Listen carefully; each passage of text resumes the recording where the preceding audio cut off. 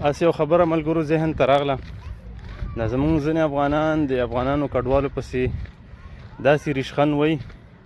لکه د کور نفقه چې دوی ورته رالیږي یا د دوی کور د دوی ساتي. زه تاسو نه یو هیله لرم چې د افغانانو کډوالو پسې ریشخند مه وهئ. دو ډېر مجبوره او ډېر بېوسه دي، دې وجې نه دوی غریبانان چې ځینې چاته انټرویو ورکوي نو ډېر فریاد کوي. نو دې له وجې نه ملګرو د کډوالو پسې ریشخند مه ووایئ، دا ډېر بد کار دی، ازار به واخلئ. نو کډه بارول داسې اسان کار نه دی او الله پاک دې هېڅ څوک هم نه مهاجر کوي، ځکه چې یو ملک نه بل ملک ته تلل او بیا مهاجرت کول او بیا هلته ژوند تېرول او بیا د خپل ژوند نه د پیدایش نه د مور او پلار چې دی هملته وي او بیا ته پیدا شي او لوی شي، تعلیم وکړي، ناسته پاسته وکړي،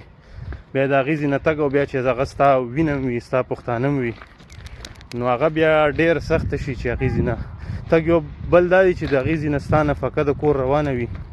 نو واقعا بیا انسان ته سخته وي چې یو نوي ځي ته که خپل هېواد ته هم سړی ځي خو هغه ځای هغې ته نوی وي،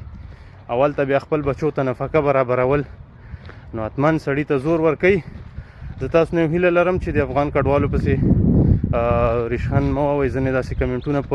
مه کوئ چې د چا زړه در نه بچي یا څوک در پسې ازار وکړي. مننه، سلام علیکم.